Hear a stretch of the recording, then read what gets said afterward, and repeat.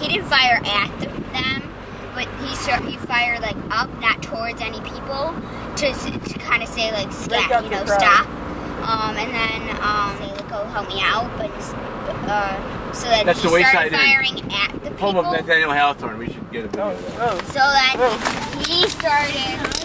Excuse me. It's a home.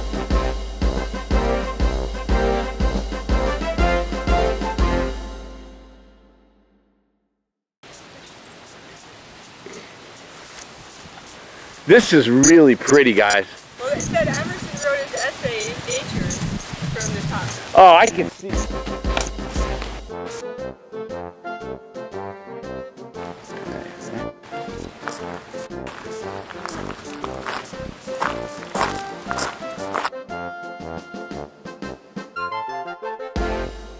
And Sophia, they come and scratch all over the windows.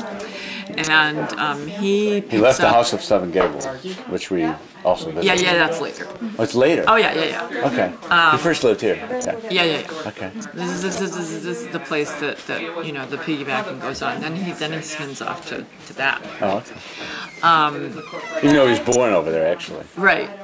But it's all part of the same fabric, but I think you can see it very clearly when he says, well, Emerson's Nature's a little bit bugger hard to read, so he's going to make it easy. So here he does his tour of the old manse, which is a preface. No, I'm still with Hawthorne. I'm sorry, Hawthorne. Yeah, did I say Hawthorne? Well, I don't know. Yeah. Hawthorne was Seven Gables. Nathaniel and Sophia Hawthorne. They're the ones who deface the rental property here, right? You know, the windows.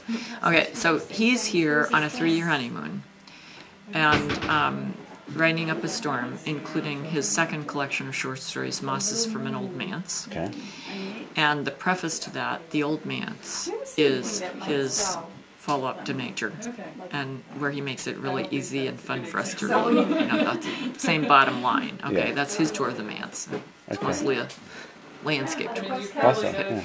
Then, when he comes, because he and Sophia are very, very well known within the intellectual community, he's not known to the public yet. That'll become, you know, Hawthorne. Yes. They're really excited he's coming here because Emerson wants to build up an intellectual circle around here, and these are two people that they really want. That's the type. Yeah. And so they sent all these people over to cheer up the house and clean it up and make it look like a shiny new toy to welcome them. And Emerson sends his handyman over to replant the vegetable garden for the Hawthornes as a wedding gift. And they had a vegetable garden back then too, just like we see now. Yeah, this is the original Georgian country estate of William Emerson. Same format. And same really layout. Yeah, it's not like someone said, "Oh, I think we could use one of those there." That's right. And so I love that garden. I love it. Yeah, well, we restored that every year with heritage seeds to the Thoreauvian period because Emerson's handyman was the young Henry David Thoreau. Wow. Okay, so Thoreau befriends Hawthorne when he's here. And then Hawthorne leaves after a 3-year honeymoon in 1845. Thoreau picks up the legacy from him, runs out to Walden with it, does his nature writing, but his first essay, nature essay, that he's writing out there isn't his famous Walden. Right. It's A Week on the Concord and Merrimack River. It starts out in our backyard at the Old North Bridge in 1775. Got the picture? So Thoreau lived in 1775? No, he's just trying to tell us. Oh no, his essay. Emerson, he goes back in his Hawthorne. mind. Yeah, he's with these guys. This is his spiritual birthplace. This is our national birthplace. Spiritual. I get here to be here 5 days a week. I see people come from all over the world to see that. North Bridge is a symbol of freedom. It's one of the great symbols of freedom in the world.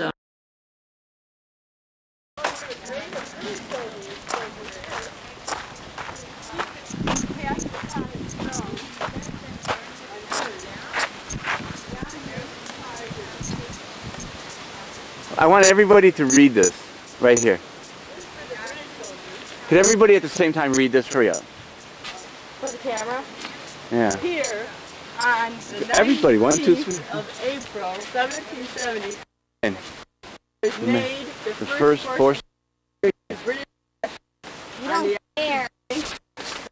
partly because Thoreau picked up the legacy of the revolutionary ideals that Emerson got from his grandfather, passed on to Hawthorne, who passed it on to Thoreau, and Thoreau, all of these guys fine-tuning as they go along, so they add a little bit, and Thoreau's edition was, you know, movable feast. You can go anywhere to go out to nature, recreate, feel free, and remember the goal. So he kind of married the concepts of nature as well as these political concepts. Exactly. That was fused. It's not like, well, I'm going to write my political essay, now I'm going to write my nature essay. They were kind of fused when you delve into Thoreau's writings. Yeah, well, as well as the others, especially when you see the piggybacking that goes on. This is a very critical house for that connection.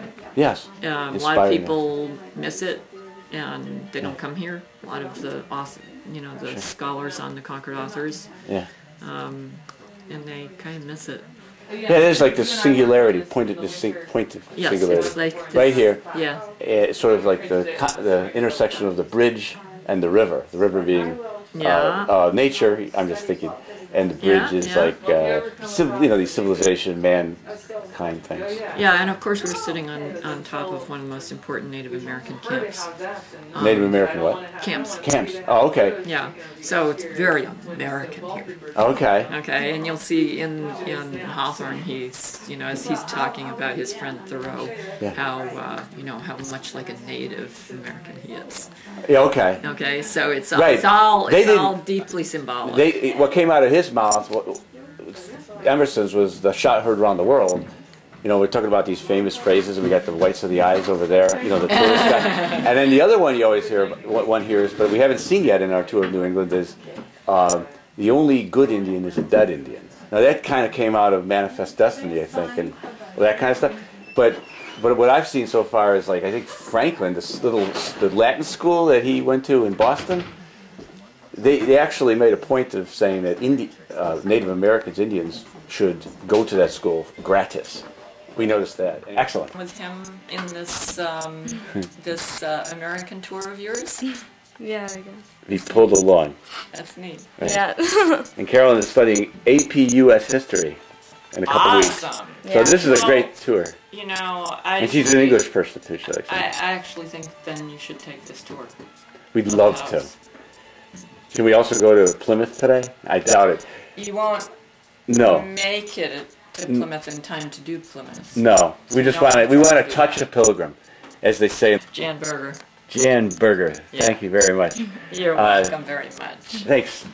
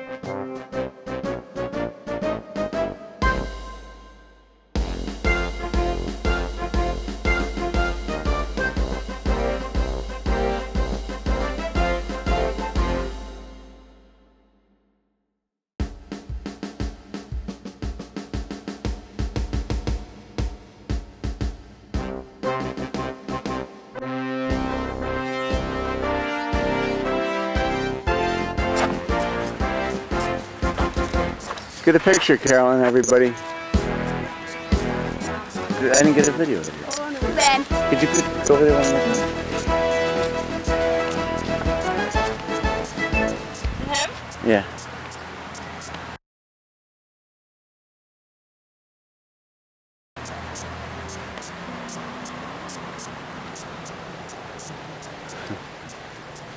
It shows it's not a lake in Illinois, but it is. No, it's not. How's the water, Kristen? World's largest lizard.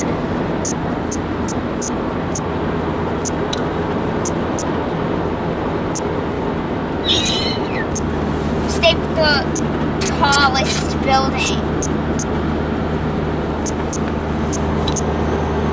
Illinois. With the largest ball of wine. Kansas. Kansas?